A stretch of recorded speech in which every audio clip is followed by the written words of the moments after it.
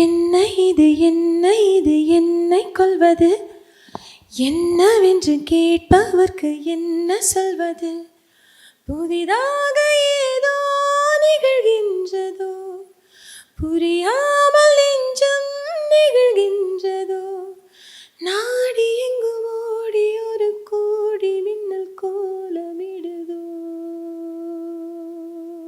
என் உயிர் தோழியே, நான்கைந்து சூரியன் ஆறேழு வெண்ணிலா வந்ததென்ன,